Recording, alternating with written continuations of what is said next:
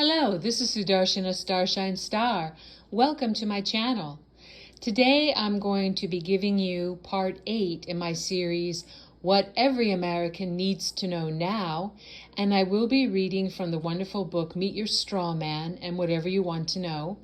I will show the cover of the book at the end of this clip, so you can purchase it on Amazon if you like. Now, I like to begin every clip of mine with the 3 opening prayers to bless and protect this teaching session, this learning session, this sharing session with all of you and whomever you may wish to share it with. So let's begin.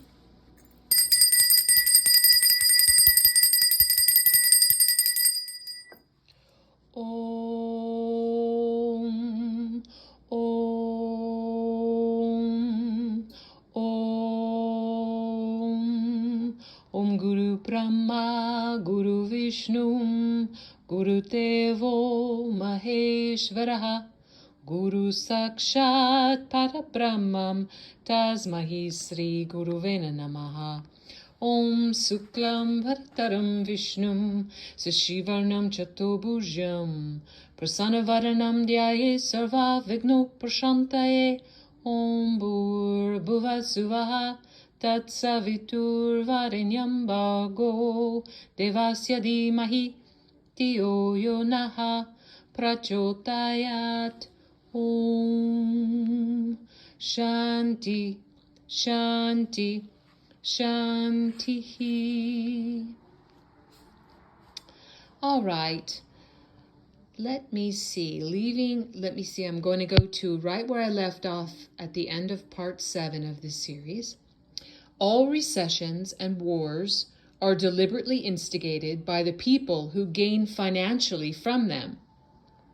Did you ever wonder why vast sums of quote-unquote public money are spent every year on arms? Who owns the companies that make the profits from selling these arms? Who gets the profits from rebuilding the places damaged or destroyed by your very own army? Who makes a profit from quote-unquote lending vast sums of imaginary money to a country which has been devastated by their unprovoked actions, creating an imaginary debt which can never be repaid? Since World War II, more than 4 million people have died as a result of commercial companies interfering in other countries, and every one of those deaths was a criminal offense under common law. These companies believe that they and their employees are above the law, and so they do whatever they want. From time to time, these companies demand that people be conscripted into their armed forces without their consent. Do you ever remember being asked if you would consent to such press gang operations? If you were asked, did you say yes? And if you did, does it make it lawful to force people who said no?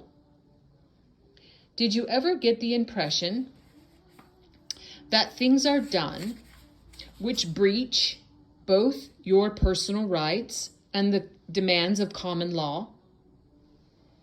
Not only does invading other countries and murdering the people there destroy them, but it also has a major negative impact on the people who join the armed forces, not being aware that their commercial employers are the real terrorists of this world. Do you feel that this is a little far-fetched?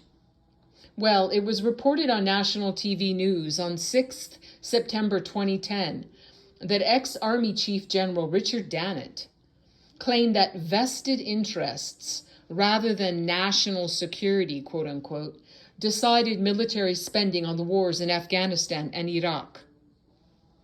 All major wars are carried out for commercial reasons, although that fact will never be admitted publicly. Michael Rivero has put together a concise statement on the situation in America, which impacts upon the whole world. His statement is at this web location, http://tinyurl.com, and that's spelled tinyurl.com,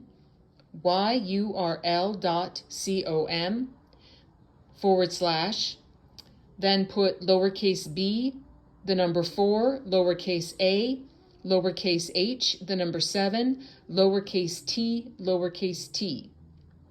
Here he says, I know that many people have a great deal of difficulty with understanding just how many wars are started for no other purpose than to force private central banks onto nations.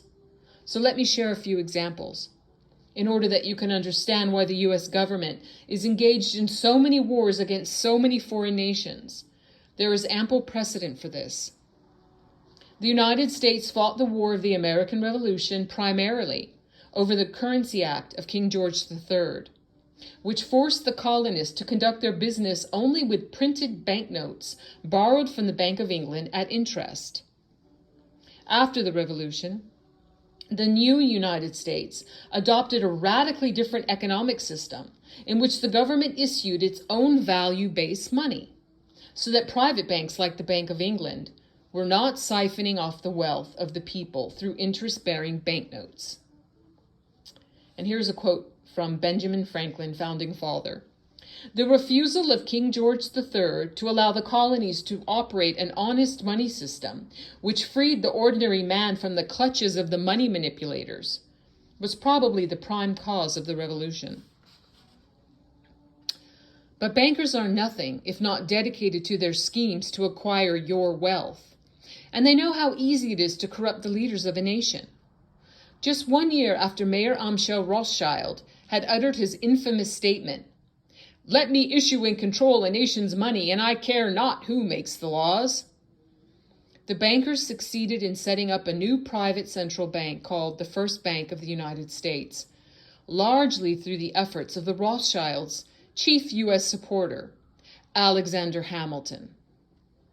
Founded in 1791, by the end of its 20-year charter, the First Bank of the United States had almost ruined the nation's economy while enriching the bankers. Congress refused to renew the charter, signaling their intention to go back to a state-issue value-based currency on which the people paid no interest at all to any banker.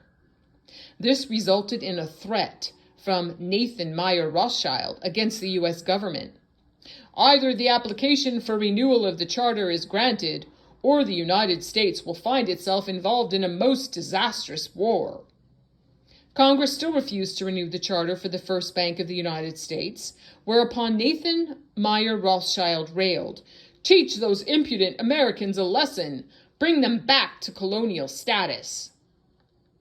Financed by the Rothschild-controlled Bank of England, Britain then launched the War of 1812 to recolonize the United States and force it back into slavery to the Bank of England, or to plunge it into so much debt that the people would be forced to accept a new private central bank. The plan worked. Even though the War of 1812 appeared to be won by the United States, Congress was forced to grant a new charter for yet another private bank, issuing the public currency as loans at interest. And that was the Second Bank of the United States. Once again, private bankers were in control of the nation's money supply and cared not who made the laws or how many British and American soldiers had to die for it. Once again, the nation was plunged into debt, unemployment, and poverty through the plundering of the private central bank. And in 1832, Andrew Jackson successfully campaigned for his second term as president under the slogan, "Jackson and no bank." True to his word, Jackson succeeded in blocking the renewal of the charter for the Second Bank of the United States. "Gentlemen, I too have been a close observer of the doings of the Bank of the United States. I have had men watching you for a long time, and am convinced that you have used the funds of the bank to speculate in the breadstuffs of the country. When you won, you divided the profits amongst yourselves, and when you lost, you charged it to the bank. You tell me that if I take the deposits from the bank and annul its charter, I shall ruin 10,000 families. That may be true, gentlemen, but that is your sin. If I let you go on, you will ruin 50,000 families, and that would be my sin. You are a den of vipers and thieves. I have determined to rout you out, and by the eternal God," bringing his fist down on the table, "I will rout you out." Andrew Jackson, shortly before the ending of the charter of the Second Bank of the United States. From the original minutes of the Philadelphia Committee of Citizens, sent to meet with President Jackson, February 1834, according to Andrew Jackson and the Bank of the United States, 1928, by Stan V. Henkel. Shortly after President Jackson, the only American president to actually pay off the national debt, ended the Second Bank of the United States, there was an attempted assassination which failed when both pistols used by the assassin, Richard Lawrence, failed to fire. Lawrence later said that, with Jackson dead, money would be more plentiful.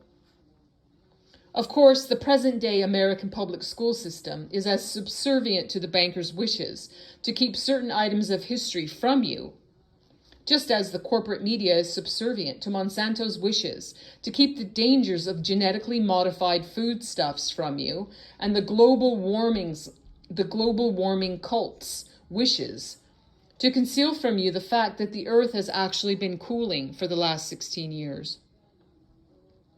Thus, it should come as little surprise that much of the real reasons for the events of the Civil War are not well known to the average American.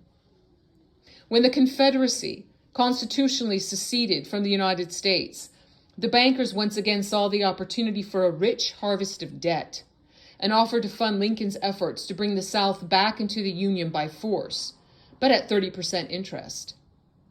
Lincoln remarked that he would not free the black man by enslaving the white man to the bankers. So using his authority as president, he issued a new government currency, the greenback. This was a direct threat to the wealth and power of the central bankers of the United States, who responded quickly. If this mischievous financial policy, which has its origin in North America, becomes entrenched, then that government will issue its own money without cost. It will pay off debts and be without debt. It will have all the money necessary to carry on its commerce. It will become prosperous to a degree which is without precedent in the history of the world. The brains and wealth of all countries will migrate to North America. That country must be destroyed, or it will destroy every monarchy on the globe. The London Times, responding to Lincoln's decision to issue government greenbacks to finance the Civil War, rather than agree to private bankers' loans at 30% interest. In 1872, New York bankers sent a letter to every bank in the United States, urging them to fund any newspapers which opposed government-issued money, Lincoln's greenbacks. Dear Sir, it is advisable to do all in your power to sustain such prominent daily and weekly newspapers as will oppose the issuing of greenback paper money, and that you also withdraw patronage or favors from all applicants who are not willing to oppose the government issue of money. Let the government issue the coin and the banks issue the paper money of the country. To restore to circulation the government issue of money will be to provide the people with money, and will therefore seriously affect your individual profit as bankers and lenders. Triumphant Plutocracy, The Story of American Public Life, from 1870 to 1920, by Lynn Wheeler.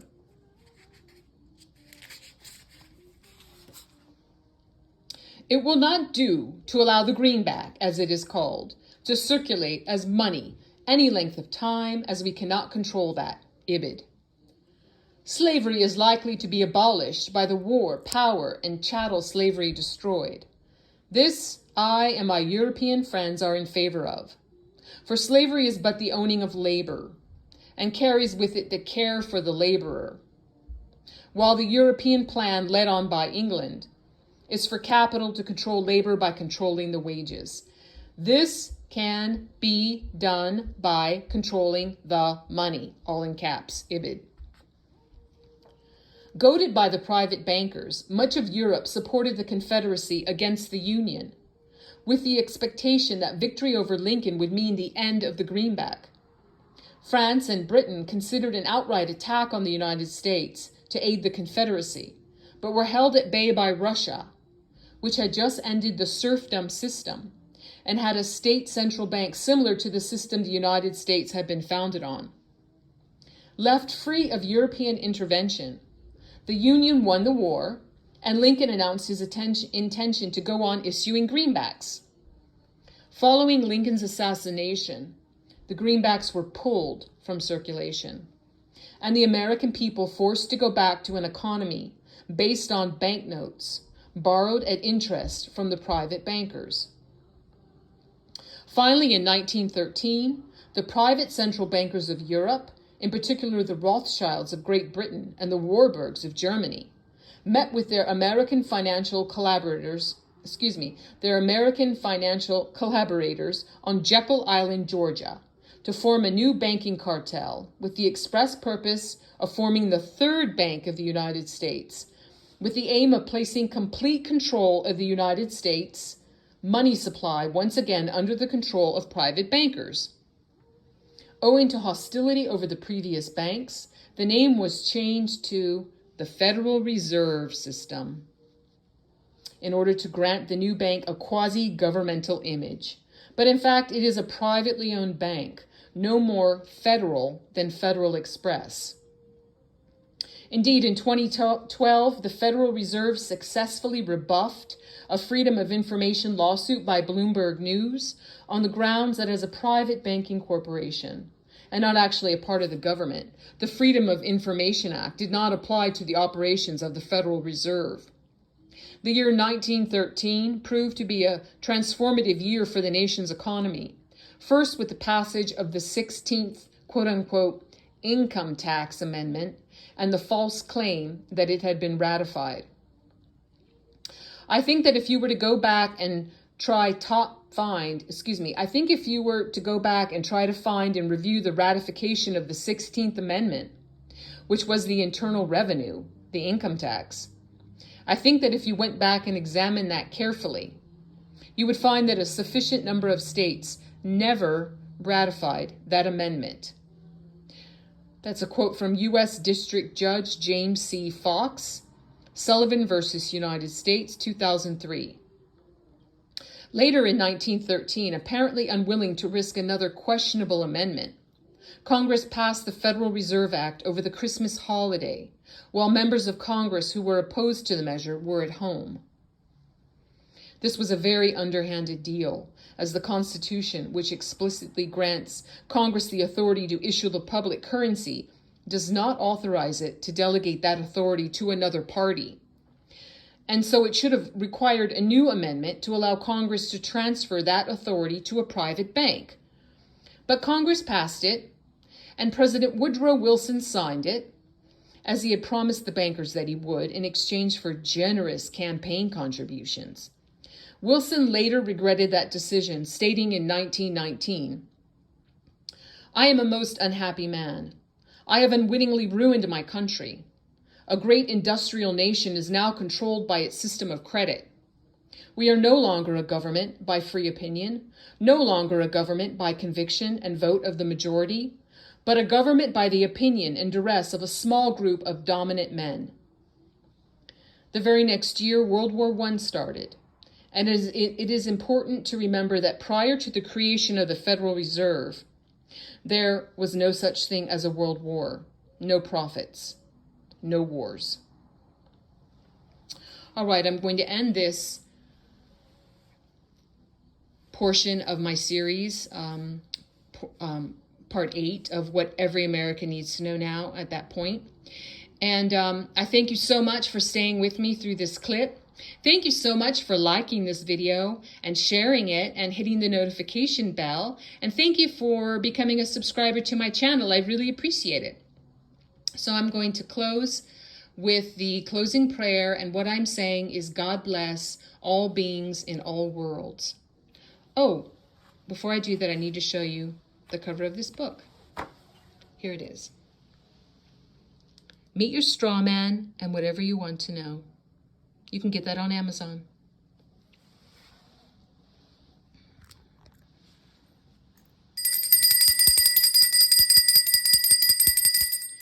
Om, Om, Om. samasta sukhino bhavantu. Loka samasta sukhino bhavantu.